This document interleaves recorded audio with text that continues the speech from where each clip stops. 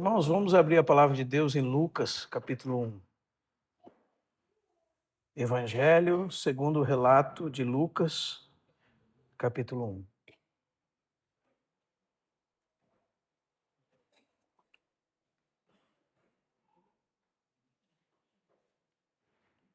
Vamos ler os 4 primeiros versos.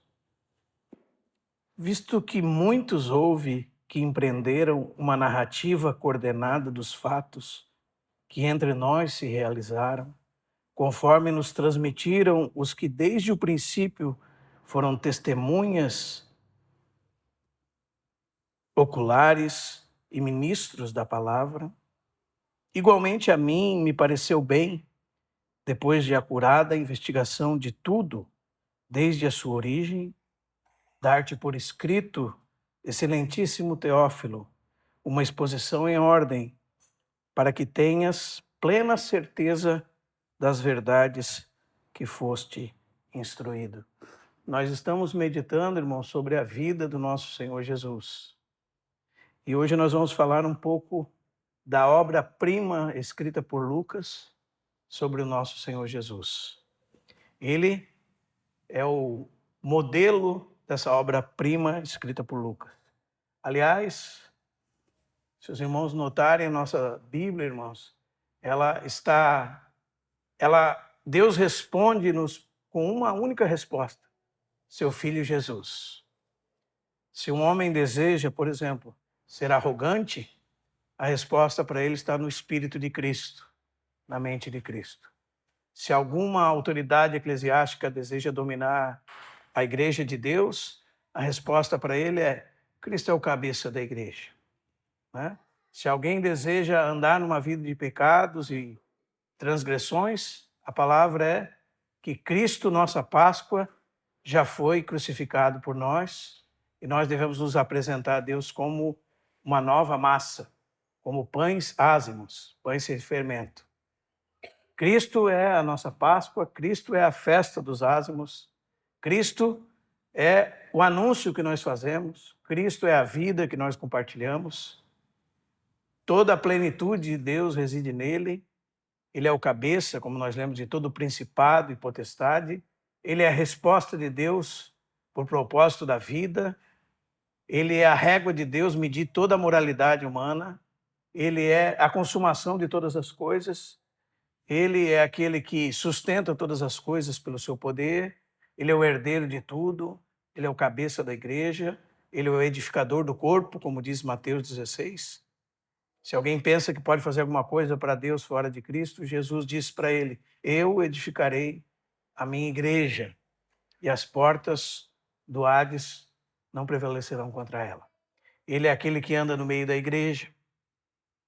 Ele é aquele sumo sacerdote celestial que intercede por nós, que a sua presença viva no céu lembra o momento de que, uma vez por todas, ele levou o seu próprio sacrifício diante de Deus por causa dos nossos pecados. Ele está diante de Deus. Ele é aquele que João viu no meio dos candeeiros, aquele que a palavra diz que ele estava com vestes talares, cingido de um cinto de ouro. Seus cabelos eram brancos como a neve. Ele é a própria encarnação da sabedoria. Seus olhos são como chama de fogo. Da sua palavra sai uma espada afiada de 2 gumes. Seus pés são como bronze polido. Ele é aquele que sustenta os mensageiros das igrejas nas palmas da sua mão, como a palavra diz em Apocalipse, e que anda no meio dos candeeiros. E a Bíblia diz que os candeeiros são a igreja. Então ele é aquele que tem respostas. Aliás, ele é a própria resposta. Então, nós nos reunimos em torno do nome dele, nos reunimos para ele. Estamos aqui para glorificá-lo. E ele é aquele que se encarnou para destruir todas as obras do diabo. Esse é o nosso Senhor Jesus. Então, quando nós lemos,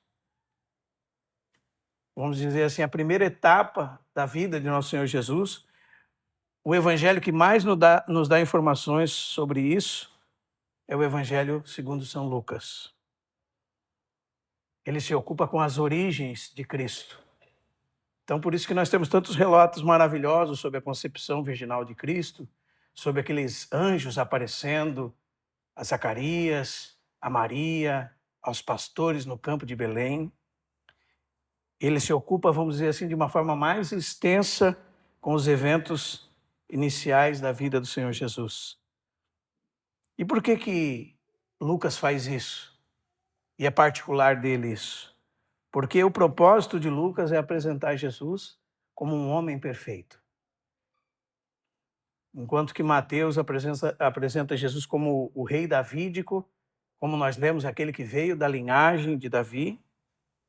Então ele precisa ter genealogia, né? Porque um rei precisa saber de onde veio, se verdadeiramente ele tem sangue real. E é assim que Mateus nos apresenta. Lucas, então, Marcos, nos apresenta ele como servo de Deus. Então, por que no Evangelho de Marcos, por exemplo, nós não temos genealogia? Porque um escravo não tem genealogia, não é verdade? E Marcos 10, 45 revela o propósito do Evangelho de Marcos, que é: ele não veio para ser servido, mas para servir e dar a sua vida em resgate por muitos. Esse é o aspecto do Evangelho de Marcos. O de João mostra Jesus como Filho de Deus. João 20, 31 diz: todos esses sinais foram escritos para que creais que Jesus é o Cristo, e crendo tenhais vida em seu nome. Mas Lucas apresenta a humanidade de Jesus como um homem perfeito. E Lucas, irmãos, se os irmãos conhecem um pouco da história da igreja, em determinado lugar na história da igreja, ele foi colocado como o patrono dos médicos e dos artistas. E por que ele fez isso? Por que aconteceu isso com ele? Porque ele faz uma pintura perfeita de Jesus Cristo, cheia de riquezas de detalhes nesse evangelho. E eu estava observando que nós fomos tratando da vida do Senhor de maneira temática, mas algumas passagens do evangelho de Lucas iriam ficar para trás. Então nós vamos nos ocupar um pouco com elas. A primeira é o próprio prólogo do evangelho de Lucas, que nós acabamos de ler. Lucas é como um artista e Jesus é sua obra-prima. Os irmãos sabiam que na história Lucas foi descrito como esse patrono dos médicos e dos artistas por causa de toda a beleza e descrição de detalhes que nós vemos nesse evangelho. Ele pesquisou por anos, ele conversou com as testemunhas oculares, como nós vamos ver. Ele descreveu reis, quem reinava, quem era o imperador, quem reinava na Galileia, quem reinava na Judéia, quem eram os líderes judeus. Todas aquelas aparições de anjos, como nós falamos. Ele fala de Jesus sendo circuncidado, apresentado ao 8º dia no templo. Ele fala de Ana, ele fala de Simeão, ele fala daquele culto dos anjos e pastores no campo de Belém. Ele está apresentando a chegada do homem perfeito. E os gregos tinham isso, né, irmãos? Quando nós lemos 1 Coríntios 1, nós lemos que os judeus buscam sinais. Os gregos, o que está escrito lá? Sabedoria. Então, o homem perfeito era o ideal grego. E, aliás, esse evangelho, ele inicialmente foi escrito para os homens gregos. Os gregos buscavam perfeição em todas as áreas. Eles admiravam os doutores, os sábios, os artistas. Aliás, eles são os pais da filosofia. Eles buscavam essa figura do homem ideal em todos os sentidos. Eles tinham o sonho de encontrar o homem perfeito. E esse homem era santo, esse homem era um homem de pensamento, esse homem era um filósofo, esse homem era poderoso em palavras e na sua filosofia. Esse homem deveria ter alguma experiência religiosa. Até mesmo para eles ele tinha que ser atlético, né? Por isso que eles são os pais das Olimpíadas. Mas Lucas encontrou o homem que eles estavam procurando. Quem é esse homem? E ele escreve sobre esse homem. A obra-prima de Lucas. Então, Lucas ver Jesus, irmãos, de uma forma tão bela, rica de detalhes, com informações minuciosas, não esqueça disso. Até mesmo ele faz links com a história exterior à história bíblica. Como nós podemos ler, por exemplo, em Lucas, capítulo 2, naquele dias foi publicado um decreto de Augusto César, convocando toda a população do império para recensear-se. E veja, informações. Este primeiro recenseamento foi feito quando Quirino era governador da Síria. Todos iam alistar-se, cada um a sua própria terra, e Maria e José vão para Belém. Depois, no capítulo 3, ele repete, ele diz, informações externas.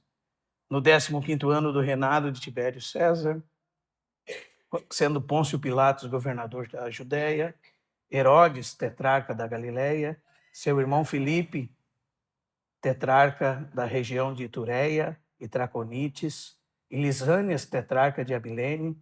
Ele segue agora para as lideranças judaicas, sendo sumos sacerdotes Anás e Caifás. Veio a palavra do Senhor a João, filho de Zacarias, no deserto.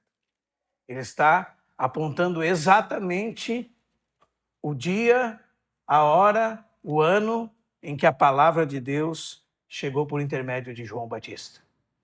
Então ele era muito minucioso nisso. Aliás, ele é considerado na história como um grande historiador, talvez o maior de todos os historiadores, como um maravilhoso artista e como um médico minucioso. E esses tipos de expressões estão no Evangelho de Lucas. Expressões técnicas da medicina, expressões do segmento artístico, todas essas coisas nós encontramos no Evangelho de Lucas. E Lucas faz uma pintura perfeita de Jesus, pelo menos em 3 cenas distintas, separadas pelas 2 vezes que veio aquela voz do céu e interviu na terra. No seu batismo, a primeira voz, e no Monte da Transfiguração, a segunda voz. A voz do Pai dando testemunho do Filho. No seu batismo, nós temos a separação entre os primeiros 30 anos para então o início do seu ministério de 3 anos. E a partir da segunda voz no Monte da Transfiguração, nós temos os últimos 6 meses da vida de nosso Senhor Jesus, Lucas 9. E Lucas ocupa 1/3 do seu evangelho com esses últimos 6 meses, mais particularmente com a hora da cruz. Amém? Visto que houve, verso 1, visto que muitos houve que empreenderam uma narrativa coordenada dos fatos que entre nós se realizaram, aí o verso 3 diz, igualmente a mim pareceu bem dar por escrito, excelentíssimo Teófilo, uma exposição em ordem. Lucas, sem dúvida, irmãos, apesar dos termos humanos, uma palavra diz assim, a mim me pareceu bem, foi direcionado pelo Espírito Santo a escrever essa obra completa. Por quê? Porque era necessário se completar a visão desse Cristo tão rico que precisava de Mateus, Marcos, Lucas e João para demonstrá-lo de maneira integral. Amém? E o texto nos diz assim, entre nós se realizou a chegada do Messias. Isso que está escrito no verso 1. Visto que muitos empreenderam uma narrativa coordenada dos fatos que entre nós se realizaram. Lucas, com este texto, diz que a vinda do Messias cumpria algo que havia sido profetizado. E quando nós lemos o restante do Novo Testamento, nós descobrimos isso. Que todas as circunstâncias no mundo, na época, tanto as externas, a filosofia grega, a helenização da cultura, né? o espalhado do idioma grego por toda a terra civilizada, tudo isso era Deus trabalhando na história para aquele momento, na plenitude dos tempos, onde Deus enviou seu Filho, nascido de mulher, nascido sob a lei, para nos resgatar da maldição da lei. Então, por isso que o texto diz assim, essas coisas se cumpriram entre nós se realizaram. Então, agora avançando um pouco mais, irmãos, meu primeiro ponto sobre essa obra-prima de Lucas, de Jesus Cristo, é a pintura de Lucas sobre Cristo é fruto da narrativa de testemunhas oculares. Termo técnico de Lucas. O verso 2 diz assim: conforme nos transmitiram os que desde o princípio foram deles. O quê? Então, irmãos, esses eventos que Lucas narra em todo o seu evangelho, de maneira ordenada,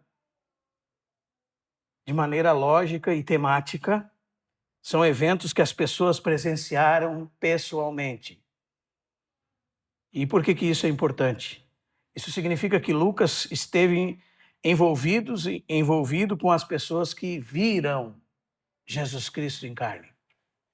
E não só isso, é muito possível que ele tenha conversado com Isabel, muito possível que ele tenha conversado com Maria, com os pastores de Belém, muito possível que ele tenha conversado com Ana, com os discípulos, com muitos que foram curados, com muitos que foram ressuscitados, com muitos que foram libertos de espíritos malignos. E ele fez uma investigação detalhada durante anos e organizou essas coisas em ordem. E escreveu a alguém que ele tinha ganho para Cristo, chamado Teófilo, a quem ele chama de excelentíssimo, alguém que possivelmente tinha uma posição elevada na sociedade, e que havia sido por ele ensinado oralmente, e agora estava recebendo um tratado que tinha descrito nesse tratado as verdades que ele havia ouvido. Verdades que podiam ser comprovadas. Assim que começa a pintura de Lucas. E a palavra oculares aqui é da onde vem a nossa palavra autópsia. Por isso que é uma palavra médica, né? Só que nos nossos dias os médicos observam pessoalmente um morto. Não é assim? Testemunhas oculares. Ou seja, alguém que observa por si mesmo, alguém que está analisando com seus próprios olhos, como João fala também na sua primeira epístola, o que era desde o princípio, o que temos visto, o que temos ouvido, o que as nossas mãos apalparam, com respeito ao verbo da vida. Então, as pessoas que Lucas recebeu essas verdades viram a Cristo com seus próprios olhos, foram atingidas por esse personagem histórico e esse personagem mais importante de todo o universo, Jesus Cristo. Amém? Assim começa a pintura de Lucas. Mas, em segundo lugar, a pintura de Lucas sobre Cristo é fruto de uma narrativa de ministros da palavra. É isso que está escrito na sua Bíblia? Conforme nos transmitiram aqueles que nos transmitiram, os que desde o princípio foram... O que está escrito aí? Hã? Testemunhas oculares e o que mais? Irmãos, essa expressão é muito mais do que nós imaginamos. Nós pensamos, às vezes, que são pregadores da palavra, simplesmente. Mas a ideia, sabe qual é, irmãos? São pessoas que estão a serviço de Cristo, que é a própria palavra. A expressão de João é a mesma expressão, a expressão de Lucas é a mesma expressão usada no Evangelho de João. O verbo divino. Aqueles que são servos do verbo encarnado. Foram esses que ele consultou para escrever esse evangelho. E por que isso é importante, irmãos? Então, a palavra não é simplesmente o conteúdo da pregação. Aqui nesse texto é a própria pessoa de Jesus. Expressa e manifesta diante dos homens. E esses homens que Lucas tem em conta, que são os apóstolos e tantos outros, são aqueles que eram servos de Cristo, servos da palavra. Estavam debaixo da direção de Cristo, debaixo da ordem de Cristo, para cumprir os propósitos de Cristo. E é assim verdadeiramente que se anuncia as boas novas. As boas novas não são um corpo de ortodoxia morta. As boas novas são as verdades concernentes a Cristo, que são manifestadas por aqueles que têm o encargo de estarem debaixo da direção de Cristo, anunciando a Cristo para os seus propósitos. Em outras palavras, o que está dizendo o texto é que Cristo se manifesta por meio dos seus servos. Cristo se manifestou outrora, Cristo se manifesta agora, e como diz o livro de Atos, continua a fazer e a ensinar.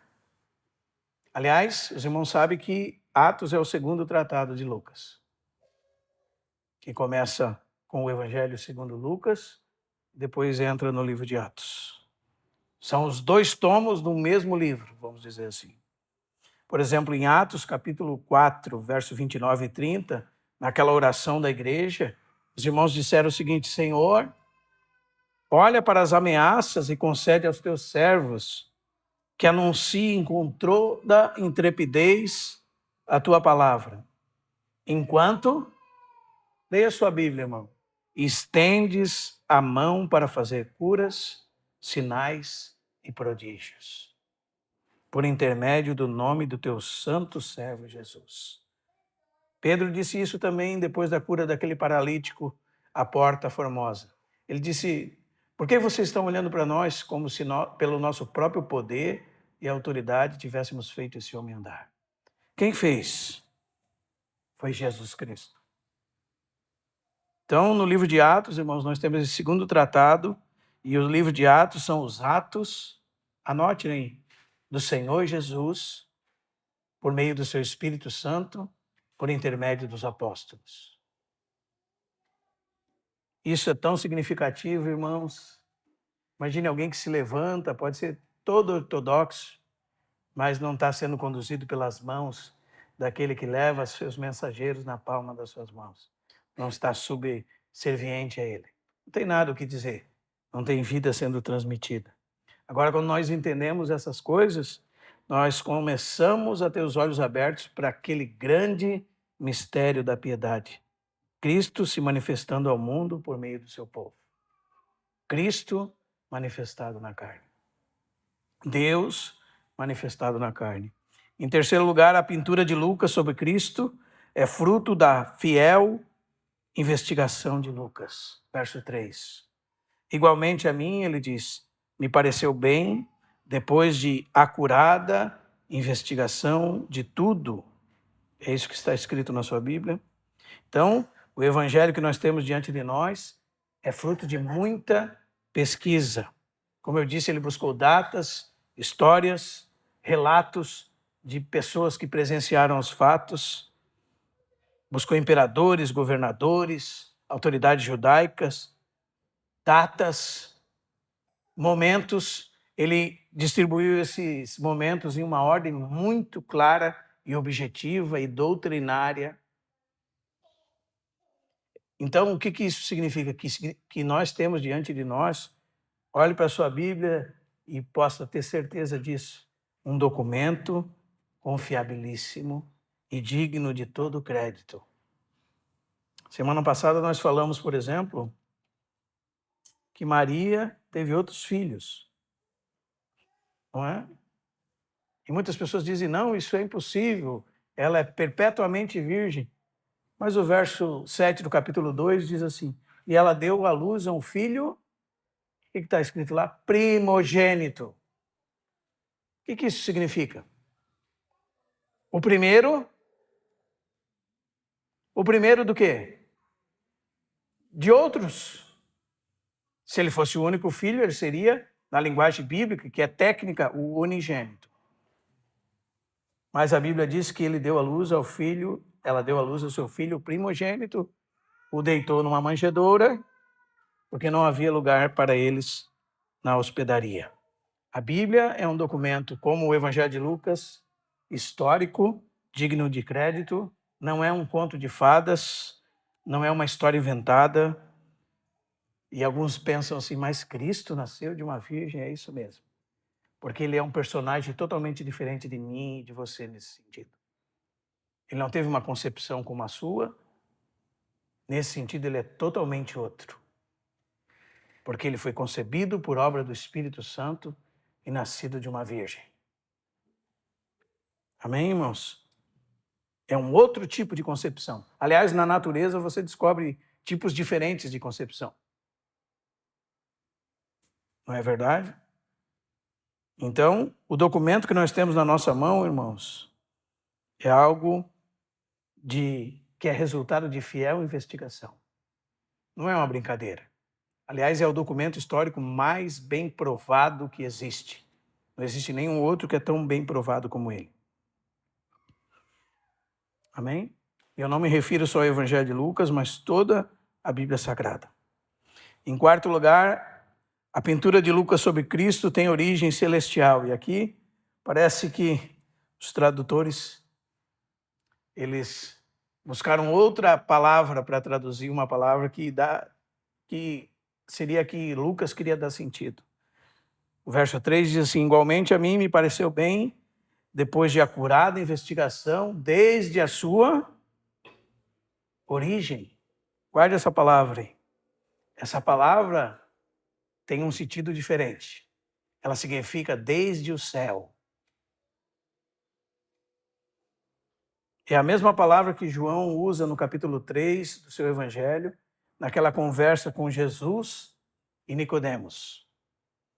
Jesus responde a Nicodemos: em verdade te digo, é necessário nascer de novo.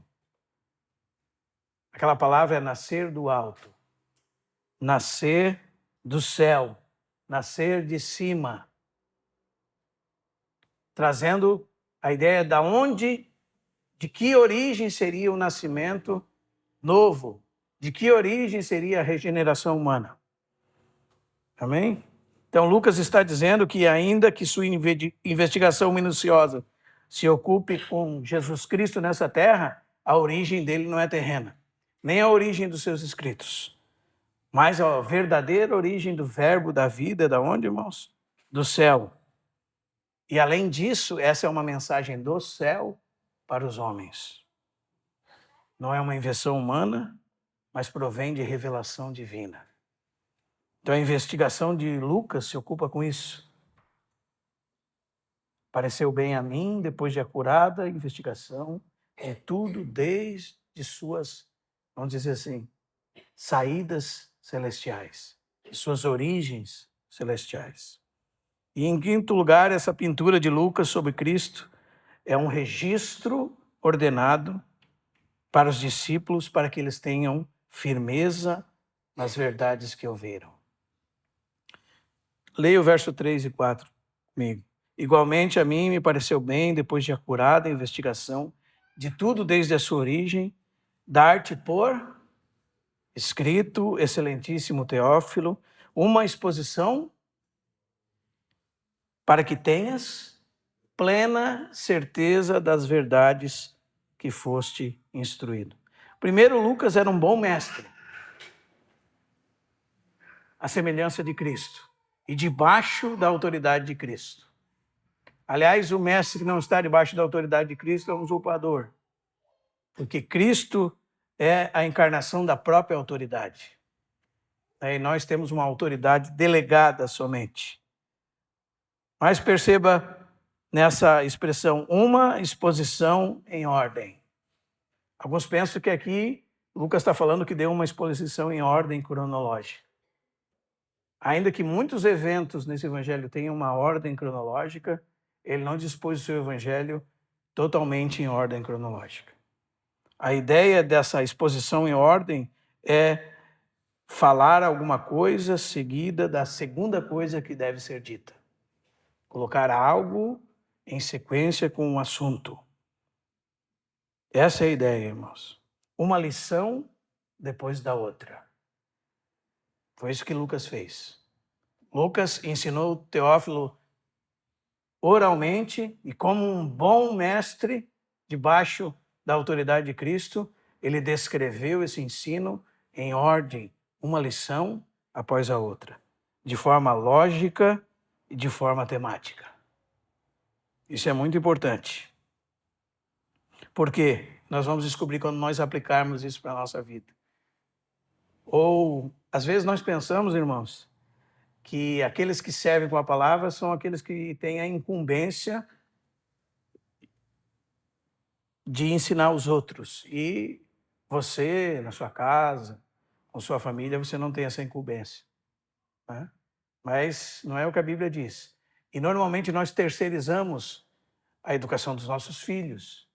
Normalmente nós terceirizamos para um professor, para um pastor, e nos eximimos da nossa responsabilidade. Né? Mas essa chamada é para todos os filhos de Deus. Todos aqueles que têm filhos naturais, que têm filhos espirituais. Né? Todo aquele que gerou alguém em Cristo precisa ensiná-lo, precisa expor para ele as verdades, precisa deixar registrado, fazer uma exposição clara, em ordem, lógica, temática. Essa é a sua e a minha responsabilidade. Se você duvida disso, leia Deuteronômio capítulo 6, a partir do verso 4. Ouve, ó Israel, o Senhor vosso Deus é o único Senhor. Amarás o Senhor teu Deus de todo o teu coração, de toda a tua alma, de toda a tua força. É isso que está escrito. Essas palavras que hoje te ordeno estarão no teu coração. Tu as inculcarás a teus filhos. Delas falarás, assentado na tua mesa, andando pelo caminho, ao deitar-se e ao levantar-se. As escreverás nos umbrais da tua casa e nas tuas portas. Aliás, eu pulei uma parte, fala, as atarás na tua mão e elas serão por frontal entre os teus olhos. Tu as escreverás nos umbrais da tua porta, nos umbrais da tua casa, aliás, e nas tuas portas. Quem é que ia fazer isso? Os filhos de Israel. Com quem eles iam fazer isso? Com suas famílias, com seus filhos. Eles iam empurrar aquela geração adiante a compreender a palavra de Deus. Eles iam instigar seus filhos sobre a palavra de Deus. Com seu exemplo, com a vida sendo manifesta, essa era a responsabilidade de cada um deles com a sua família. Então, nós temos nossos privilégios em Cristo, irmãos. Sim, muitos. E nós temos também muita responsabilidade. Amém? Não terceirize a sua responsabilidade. Amém? Também nós vemos aqui uma firme instrução que torna a verdade prevalecente na vida, né? E isso não é diferente do resto da Bíblia. O registro de Lucas é para que os discípulos recebam essa firme instrução, para que tenhas plena certeza das verdades que foste oralmente instruído. Amém? Então, Lucas já tinha pregado sobre Cristo a Teófilo de maneira oral. Agora, tudo aquilo que ele havia ouvido e havia sido organizado para ele no seu ensino, estava documentado para ele, para que ele pudesse ter prova, certeza das verdades que ele havia sido instruído. E o que nós podemos aprender com esses 4 versos, então?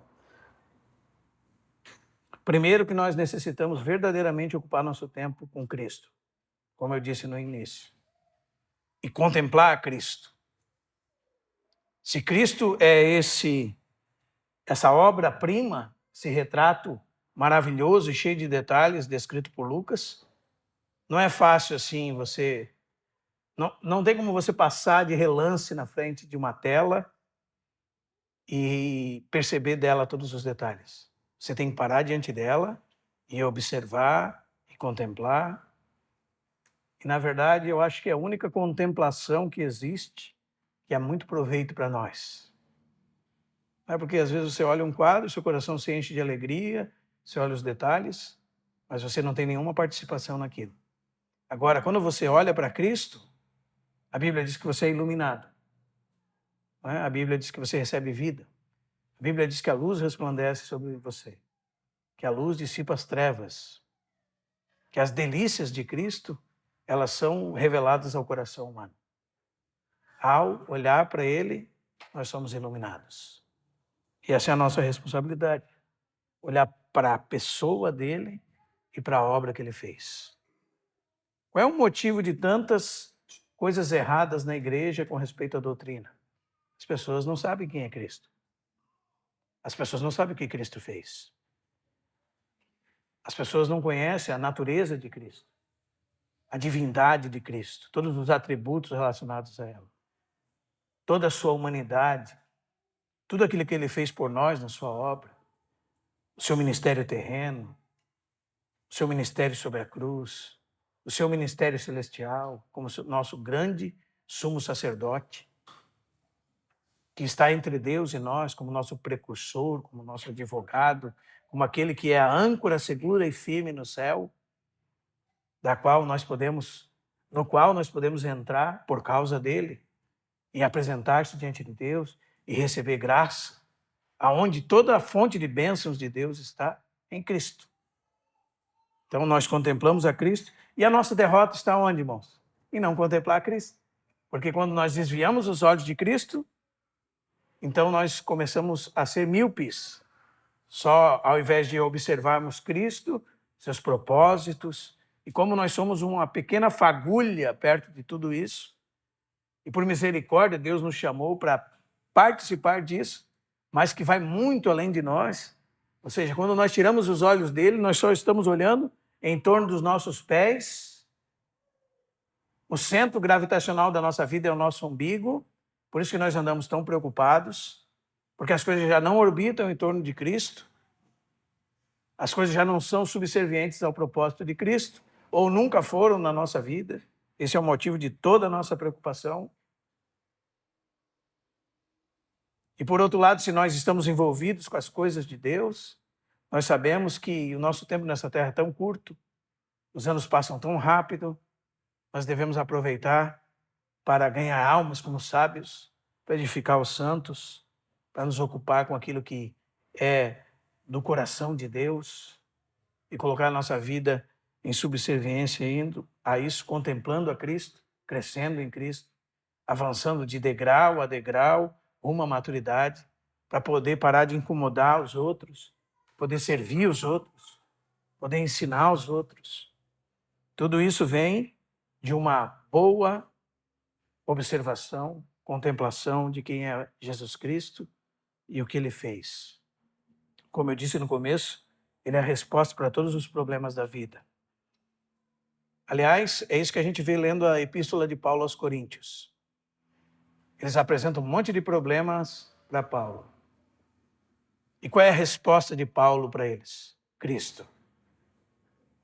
Até o irmão Stephen Call tem um livro chamado, quando ele vai falar de Coríntios, ele diz que o tema de Coríntios é vendo Cristo nos problemas. Porque quando nós olhamos para Cristo, todas as coisas ficam ofuscadas. Nossos problemas ficam desse tamanhinho, irmãos, diante da glória dele. Em segundo lugar, irmãos, nós vemos que todos aqueles que servem em qualquer lugar, e quando nós lemos Atos capítulo 6, nós vemos duas classes de pessoas que servem ali.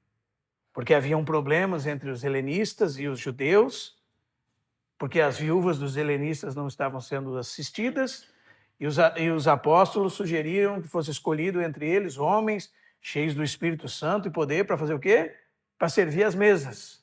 Eles diziam, nós nos aplicaremos à oração e ao serviço da palavra. O serviço das mesas, o serviço da palavra. São serviços debaixo da autoridade de Cristo. Não fazem os que servem às mesas piores do que os que servem com a palavra, nem fazem melhores os que servem com a palavra do que os que servem às mesas. Todos os serviços estão debaixo da autoridade do governo e da administração da vida de Cristo. Isso é uma coisa que nós devemos aprender. Para mim é uma total contradição alguém, irmãos, pensar que um cargo de responsabilidade entre o povo de Deus é um benefício que torna ele maior que os outros.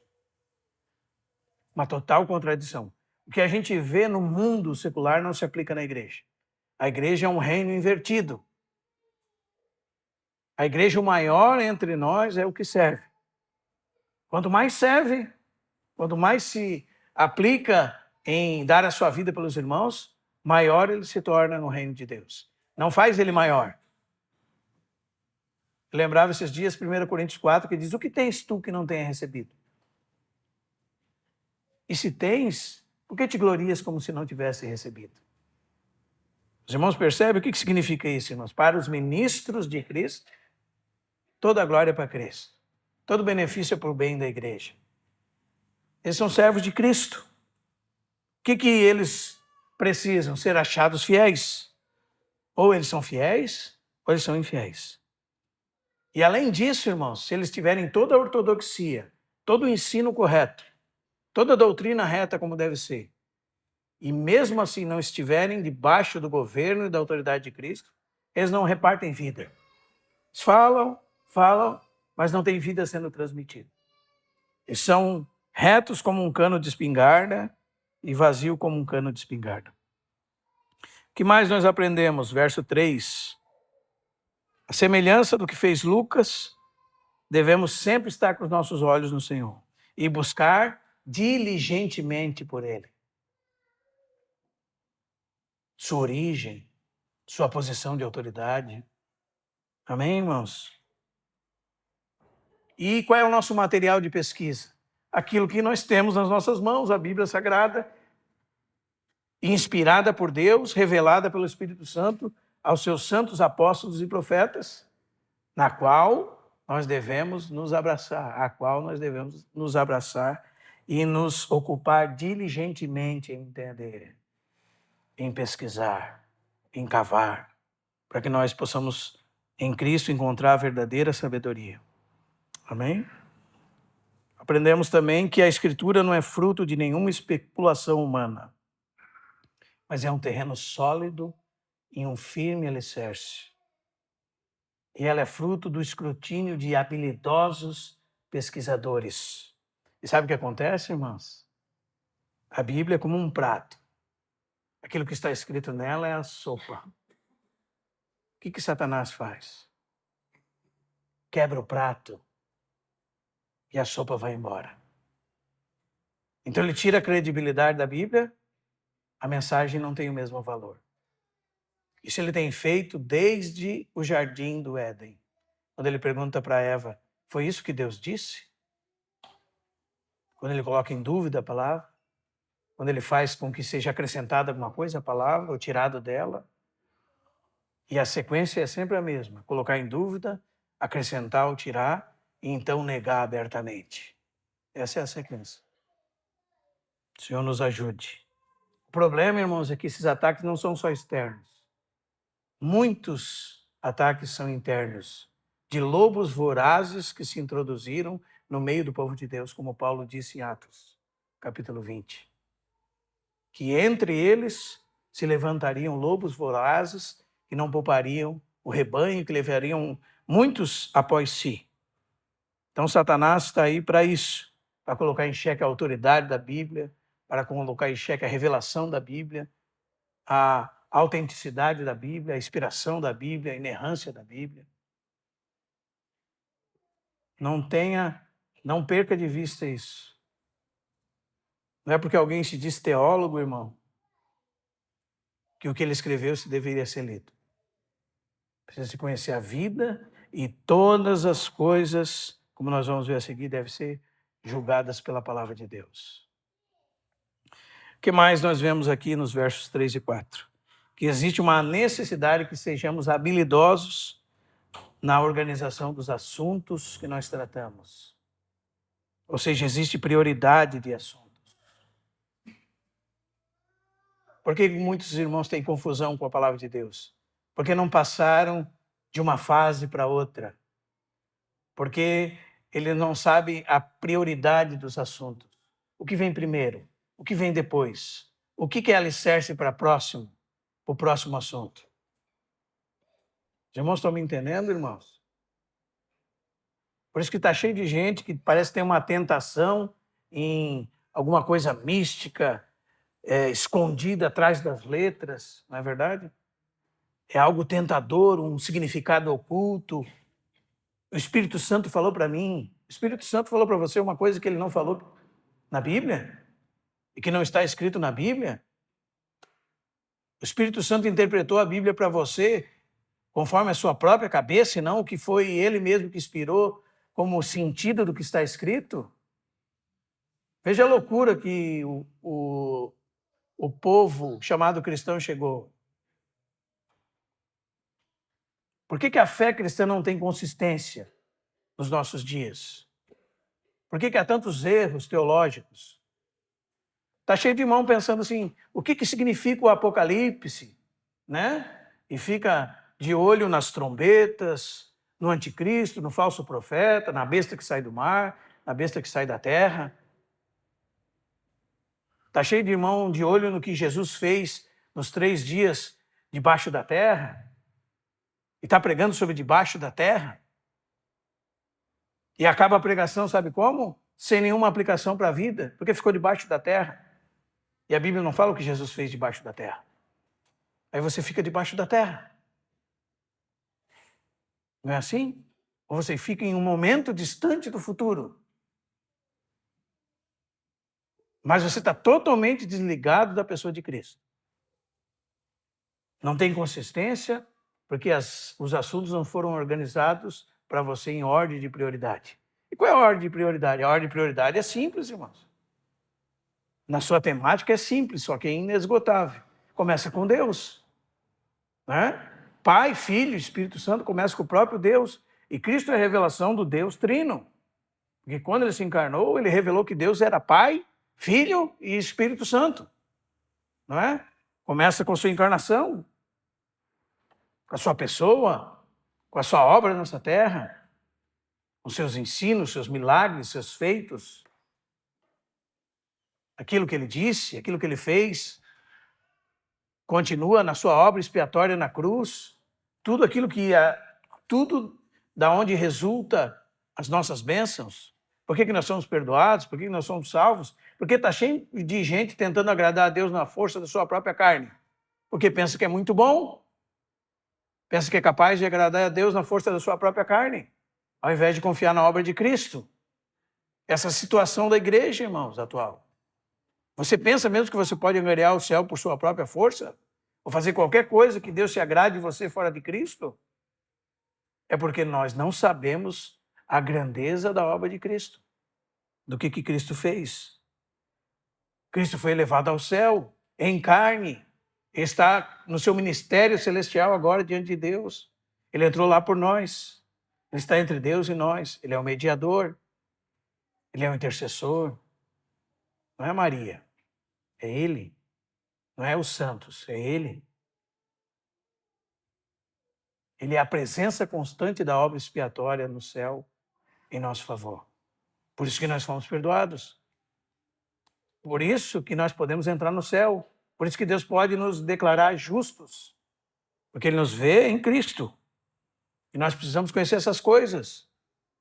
Nós precisamos conhecer propiciação, justificação, redenção, santificação, salvação pela vida, reconciliação. São coisas importantes. Por que alguém pega você, bota numa mesa sentado e começa a fazer um relatório dos seus pecados?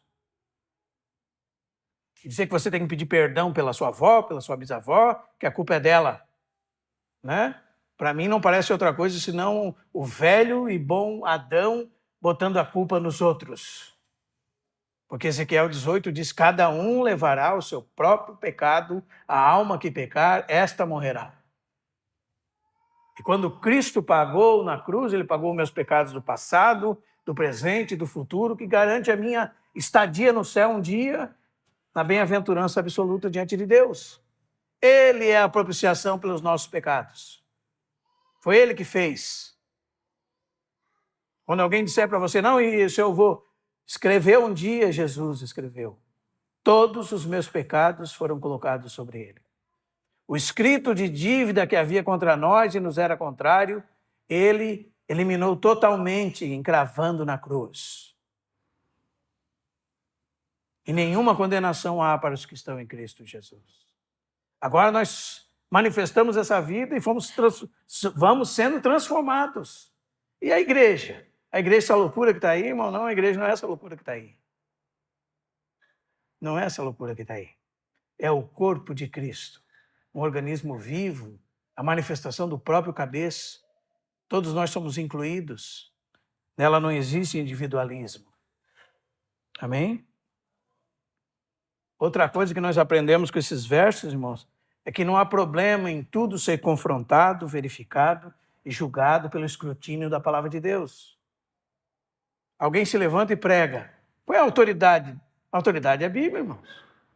Se você vier falar para mim uma excelente ideia, uma maravilhosa ideia, digo, irmão, a sua ideia é maravilhosa, só que não está na Bíblia. Né? Eu não posso praticar a sua ideia porque é uma ideia sua. A Bíblia é sagrada, irmãos. A tua ideia não é sagrada. A tua maneira de ver o mundo, a tua cosmovisão não é sagrada. Normalmente e quase sempre está corrompida pela influência do mundo. Quase sempre corrompida pela influência do mundo. Então a Bíblia é a normas, a norma que normatiza todas as coisas. Nem mesmo a palavra de algum pregador, seja o mais proeminente do passado, pode se igualar à autoridade das Sagradas Escrituras. Aliás, esse é um erro católico clássico, não é? Porque em determinado momento da história começou a se dizer que a igreja deu autoridade às Escrituras. E se você observar os concílios, os primeiros da igreja, vocês vão perceber que a única coisa que a igreja fez foi reconhecer a autoridade que os livros já tinham. E por que se introduziu um monte de tradições? Porque mudou-se a regra de fé e prática para a opinião do Papa, do Bispo, do concílio da igreja. Não é assim? E até uma coisa assim engraçada de se ver, né? Porque se você pegar todos os papas, um contradiz o outro o tempo todo.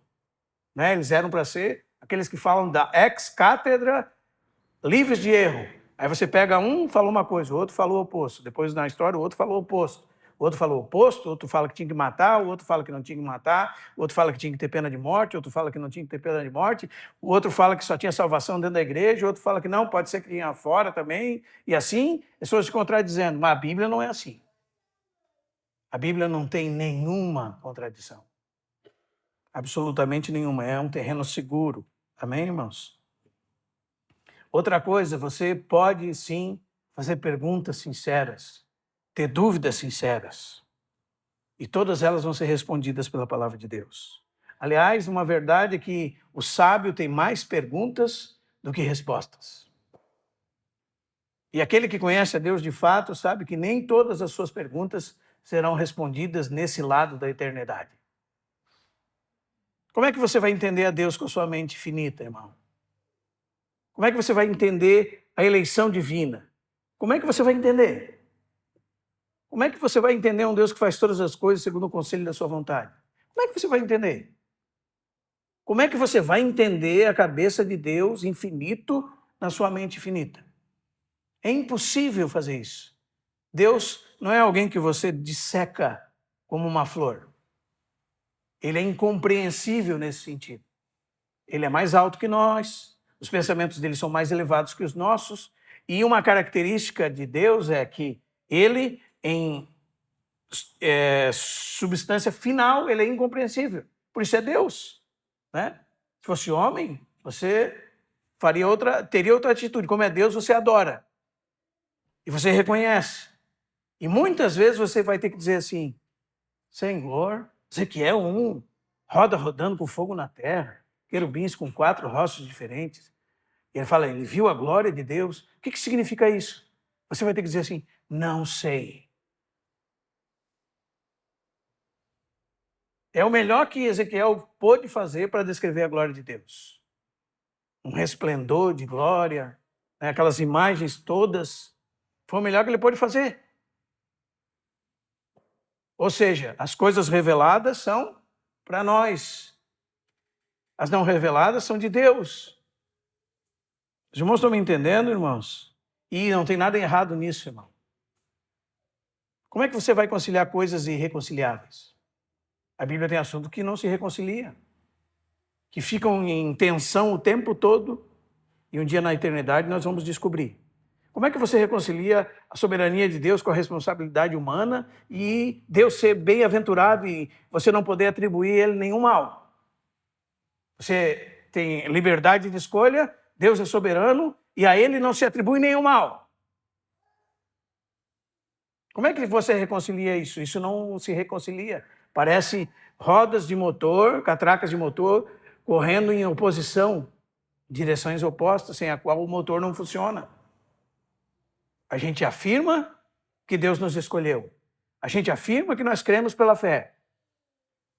Aí alguém que tem uma lógica pequena e que não compreende as coisas de Deus vai dizer assim, irmão, isso aí tá, ou é uma coisa ou é outra. E os irmãos estão nessa briga aí há quanto tempo? De uma coisa ou outra. Se as duas coisas são verdades. Não foste vós que me escolhestes, eu escolhi a vós. Amém, Senhor. Isso é verdade. E eu criei no Senhor, porque te escolhi, Senhor. Isso também é verdade. Os irmãos estão me entendendo, irmãos? E o que você vai fazer, irmão? Você vai tentar compreender a mente de Deus nesse sentido final? Não. Se é Deus, você adora. Né? Quando Paulo está falando do endurecimento de Israel para que haja aberta a porta aos gentios, como é que Paulo termina? Nós cantamos aqui. Deus encerrou todos na desobediência, a fim de usar de misericórdia para com todos, ó profundidade da riqueza, tanto da sabedoria como do conhecimento de Deus. Quão insondáveis são os seus juízos, quão inescrutáveis os seus caminhos. Aí tem um desavisado do século 21 tentando descobrir como funciona a mente de Deus na escolha ou não escolha de alguém, né? Está falando, isso é uma coisa inexplicável. Os irmãos estão entendendo, irmãos? Não tem como explicar. Porque é Deus, o que faz? Paulo está falando palavras, isso é uma doxologia, palavras de glória. Deus, teus pensamentos são profundos, os seus juízos são inescrutáveis, insondáveis, ninguém é capaz de dar conselho a ti, ninguém deu a ti primeiro para que seja restituído, é de ti, por meio de ti e para ti que existem todas as coisas. A ti seja a glória eternamente. Amém. E das Escrituras, irmãos, para finalizar, procedem toda a confiança, certeza, que nos mantém firmes na fé. Amém? A Escritura, se está depositada no coração de você e minha, é a lenha acumulada que o Espírito Santo incide o seu fogo sobre ela para tornar a igreja viva e relevante. Se nós temos a Escritura depositada no nosso coração, então o Espírito Santo incide sobre ela o fogo para tornar cada um de nós vivo. É nela que nós podemos ter a certeza da nossa fé. É nela que está contido todo o conselho de Deus. Amém? E ela devia ser a coisa mais importante da sua vida. Mais preciosa do que o ouro, mais do que muito ouro, de milhares de ouro, como fala o Salmo 119. Mais preciosa que pérolas, de todo o dinheiro da sua conta, de tudo que você tem, todos os seus imóveis, tudo que você imagina. A palavra de Deus está sobre tudo isso. Amém, irmãos? Ela foi banhada pelo sangue de muitos irmãos para chegar até nós hoje. Aquela rainha sanguinária, ela molhava no sangue que ela cortava o pulso dos cristãos, ela pegava você com sua Bíblia, cortava seus pulsos, enchia um balde com seu sangue e matava você queimado e molhava sua Bíblia no seu sangue. E todos esses irmãos deram a vida para hoje você ter essa bendita e única palavra de Deus na sua mão. Amém, irmãos? Essa palavra que nos é pregada. É aqui que nós encontramos o registro da graça e da verdade de Deus. Ela fala do próprio Senhor Jesus. Amém? Por isso é tão importante esse prólogo de Lucas. Que o Senhor nos ajude, irmãos. Proclamamos